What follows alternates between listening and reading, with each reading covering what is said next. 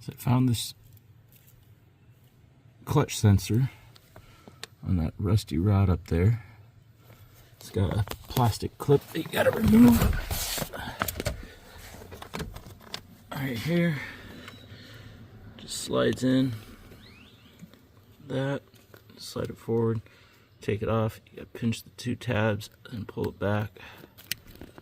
Pull it back and it comes and bring it off. And then here on the rod, it's got a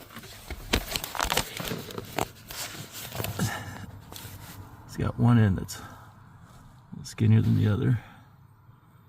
And you just pull it off. This end right here. This end. Pull it off. Bring it back into that way.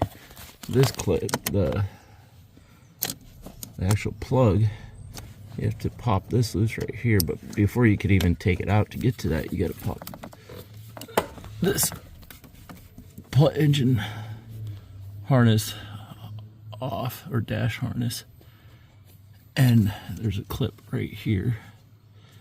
Get your screwdriver in there and then just pull this thing out enough to where you can get this thing popped out of here, and then you can just pull this little red clip right here and then pull your plug out. But you've got to pinch, of course, the little tab that's on here. Well, actually, it's on here. But yeah.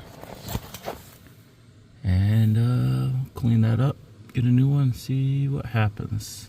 Because when I push my clutch down, the truck won't start. I let off, it will start. And if you have it in gear, it's going to be interesting. Before, it was an intermittent problem. Didn't matter what I did, smashed it.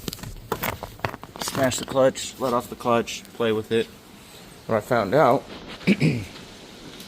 all that rust buildup and everything, corrosion, got inside there, and the actual mechanism on the inside, what it is there's this sensor actually operates on a spring, and it's got this little thing on the inside that slides back and forth. So can't really see it that well, but yeah, you can see it's pretty nasty in there.